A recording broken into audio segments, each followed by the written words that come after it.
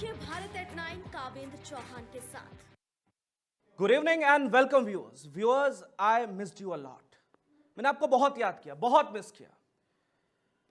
31 days, 31 दिन, ये लंबी यात्रा, उत्तर प्रदेश की यात्रा, ये जानने के लिए कि आखिर चुनावों का क्या हाल है, क्या कुछ चल रहा है, इसको समझने के लिए भारत एट 9 से 31 दिन तक दूर रहा।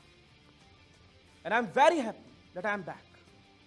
लेकिन जब 31 दिनों की बात करते हैं, तब 31 साल बाद जब मंडल कमीशन ने एक पूरी जनरेशन को डिवाइड कर दिया, बांट दिया, 29 साल बाद जब बाबरी विध्वंस की घटना ने एक स्कार छोड़ दिया हमारे समाज में, और आज एक बार फिर राजनीति को नेता सिर्फ मंदिर पॉलिटिक्स तक ला देते हैं। They reduce politics to this level. It's going exactly as I said it would. Exactly as I said it would. बिल्कुल वैसे ही जैसा कि मैंने बोला था। चुनावों से ठीक पहले हर पार्टी अपना असली रंग दिखाई, और अब जब चुनावों में चंद दिन बचे हैं, तब विपक्ष की पार्टियां जाति के नाम पर जोड़ तोड़ कर रही हैं, तो वहीं बीजेपी अपना मास्टर स्ट्रोक है, मंदिर पॉलिटिक्स का गेम बीजेपी ने शुरू कर दिया। But I have a question, why is BJP so desperate and going back into temple politics? This is a big big big question. ये एक बड़ा सवाल है दोस्तों, और आज सिर्फ उत्तर प्रदेश ही नहीं बल्कि पूरा भारत पूछ रहा है कि क्या बीजेपी को हार का डर सता रहा है? क्या बीजेपी चुनावों से पहले कोई बड़ी चाल चलने वाली है? 6 दिसंबर को बीजेपी के समर्थक शौर्य दिवस भी मनाते हैं, तो इस बार 6 दिसंबर को क्या कुछ होने वाला है? आहटे बहुत है, सवाल बहुत है, और ऐसे में मथुरा में जो माहौल है वो गर्मा गया है। कम्युनल पोलराइजेशन, इस तरीके के शब्दों का मथुरा के लिए इस्तेमाल हुआ। धारा 144 लागू है, धारा 144 का पहरा है मथुरा में। पुलिस चप्पे चप्पे पर तैनात है। जब बीजेपी सत्ता में आई थी तो कहती थी कि चप्पा चप्पा भाजपा, लेकिन आज चप्पे चप्पे पर पुलिस का पहरा नजर आ रहा है। दर्शकों, उत्तर प्रदेश के उप मुख्यमंत्री और बीजेपी के बड़े नेता केशव प्रसाद मौर्य, उनका बयान कि अयोध्या और काशी के बाद अब मथुरा की बारी है, सीधे इशारा करता है कि बीजेपी चुनावों से चंद दिन पहले यह सोच रही है कि शायद विकास की बात, अपनी योजनाओं की बात या अन्य जातिगत राजनीति के बीच अगर चुनावों को जीतना है तो उनको अपना मास्टर स्ट्रोक खेलना है, और वो है मंदिर पॉलिटिक्स। लेकिन क्या राजनीति में जब युवाओं को रोजगार देने की बात होनी थी, बेहतर शिक्षा की बात होनी थी, महंगाई पर बात होनी थी, गांव कूचों की बात होनी थी, ननकू रज्जाक की बात होनी थी, अस्पताल बनाने की बात होनी थी, स्कूल बनाने की बात होनी थी, तो फिर ये मंदिर मस्जिद की बात अब चुनावों से चंद रोज पहले कहां से आ गई? जबकि ये तो कोर्ट्स का मसला है। क्या उत्तर प्रदेश में बीजेपी को हार का डर सता रहा है, जिसकी वजह से अब मंदिर पॉलिटिक्स का कार्ड खेला जा रहा है? क्या इससे दंगे होने का खतरा नहीं बढ़ जाता? क्या यह सांप्रदायिक माहौल सिर्फ यूपी तक सीमित रहेगा या फिर पूरे भारत को प्रभावित करेगा? इसी पर आज का हमारा कार्यक्रम है। इसी पर बातचीत करने के लिए हमारे साथ बीजेपी के प्रवक्ता भी जुड़ेंगे, लेकिन उससे पहले यह रिपोर्ट देखिए।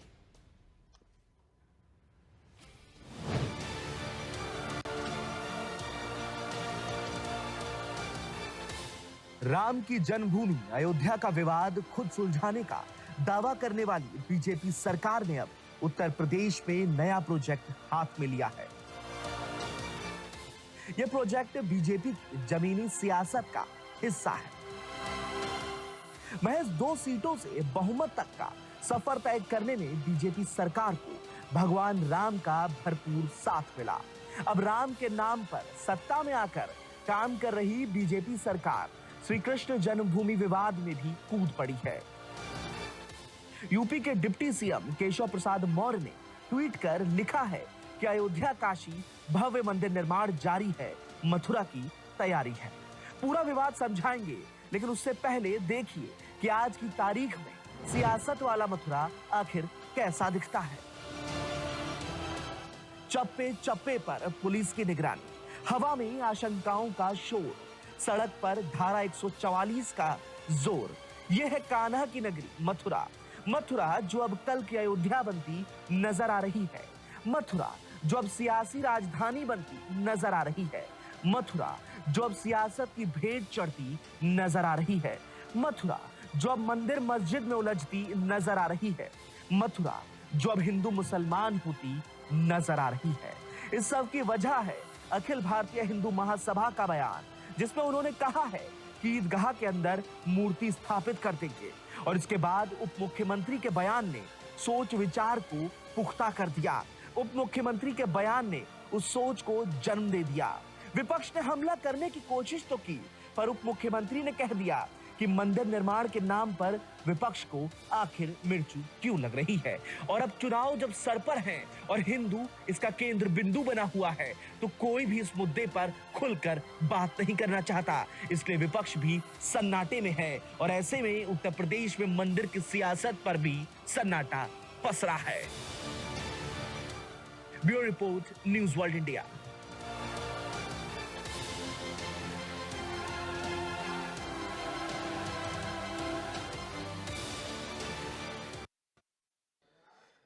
क्या ये जो कम्युनल मसला है, जिसको बता रहा है विपक्ष, कह रहा है कि ये कम्युनलाइज करने की चीजें हो रही हैं, विपक्ष कह रहा है कि ये जो कुछ भी हो रहा है ये दरअसल पोलराइज करने के लिए हो रहा है। और ये जो कुछ भी हो रहा है, जैसा कि विपक्ष पहले भी कह रहा था कि बीजेपी अपना मास्टर स्ट्रोक जब खेलेगी तब हिंदू मुस्लिम कर, अब मंदिर मस्जिद की बात है तो बीजेपी ने क्या अपना मास्टर स्ट्रोक खेल दिया है।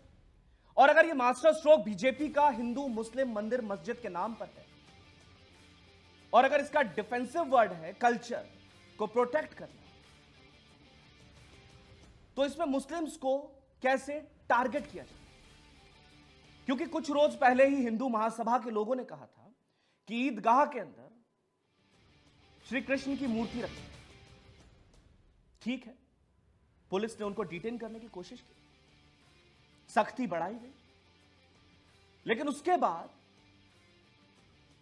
जब उसी सूबे के डिप्टी सीएम उप मुख्यमंत्री कहते हैं कि नहीं अब तो यहां की तैयारी है, तो क्या इन लोगों को बल नहीं मिलेगा?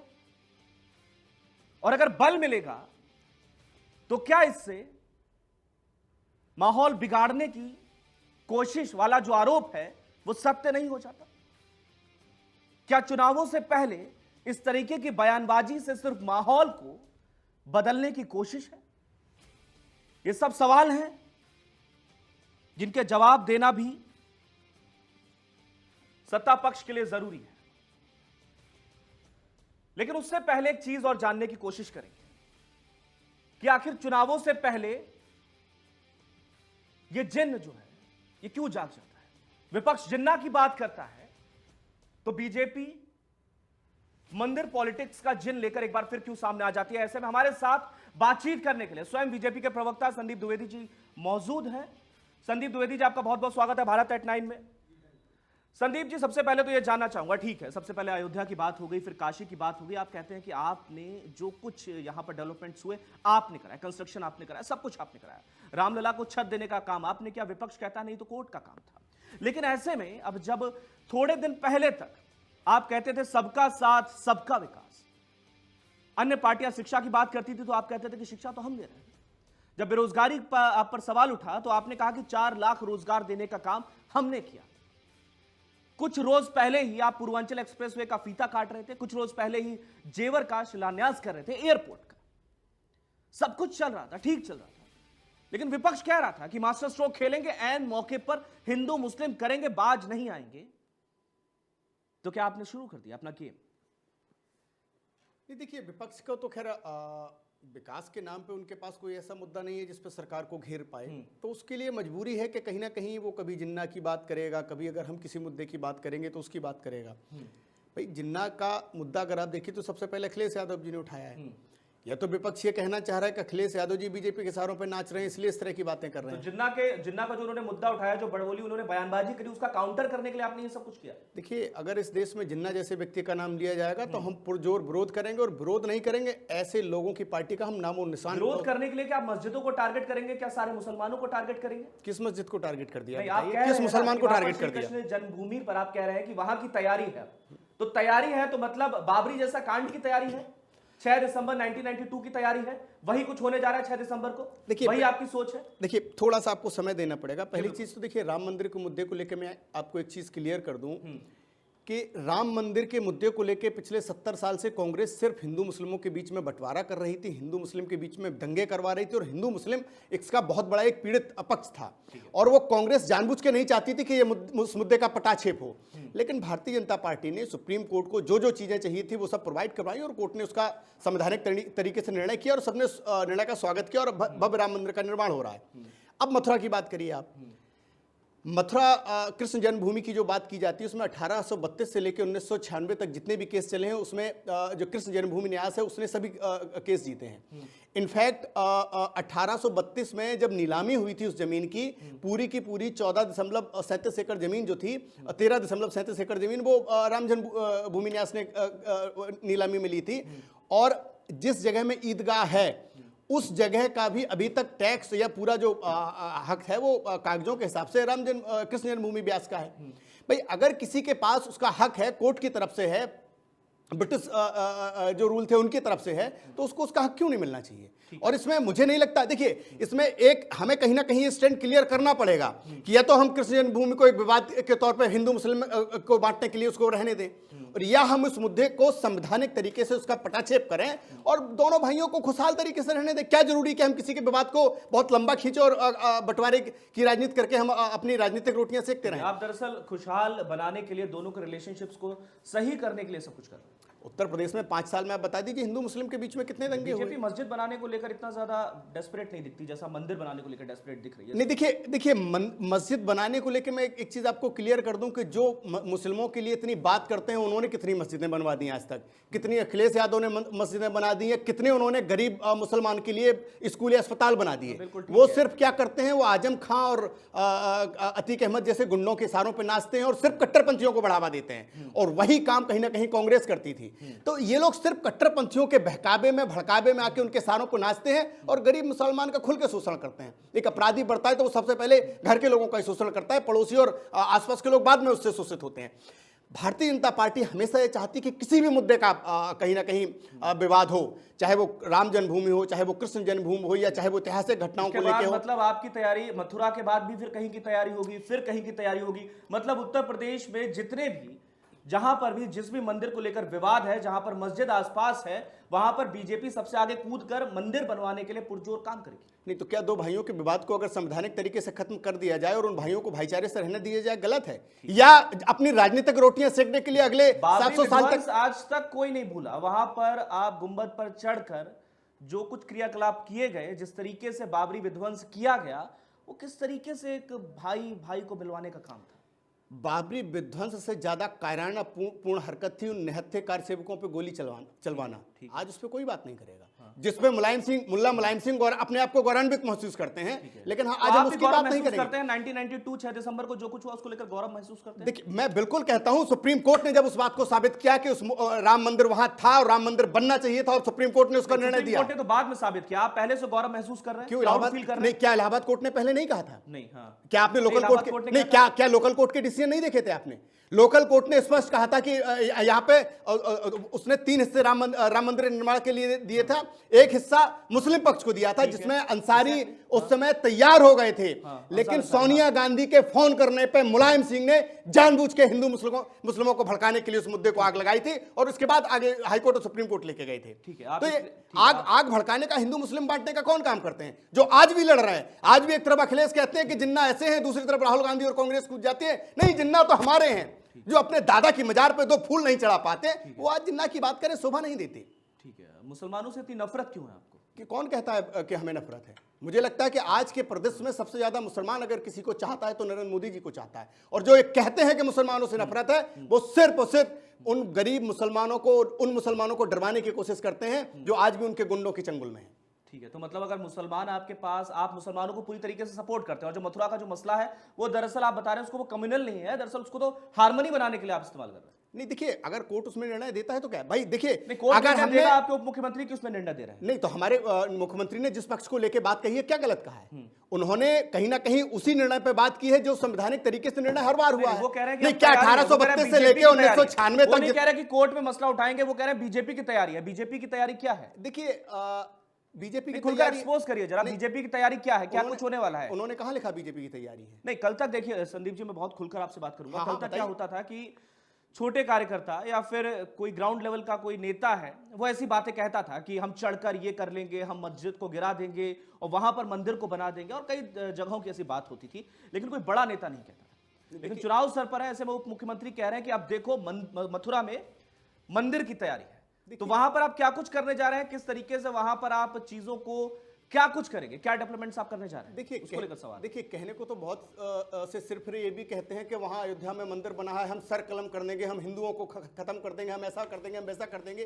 तो क्या इस देश के मुसलमान का रिप्रेजेंटेशन हो गया, या वो जो शब्द है वो इस देश के मुसलमान के हो गए? ठीक है, मतलब आप कह रहे हैं कि मुख्यमंत्री ने जो कहा है वो बहुत उनका पर्सनल ओपिनियन है। नहीं, देखिए, मुख्यमंत्री ने जो कही है वो बात 100% संवैधानिक तरीके से सही बात कही है। अब उसको हम तोड़ मरोड़ के और गलत तरीके से पेश करना चाहें तो वो एक अलग बीजेपी तरीका के है। लोग अब हथियाने की राजनीति करेंगे, मतलब वहां पर जाकर आप इस तरीके के काम करेंगे? कौन सा हत्या लिया? राम मंदिर हत्या लिया या मतलब तैयारी वाली बात कर रहे हैं?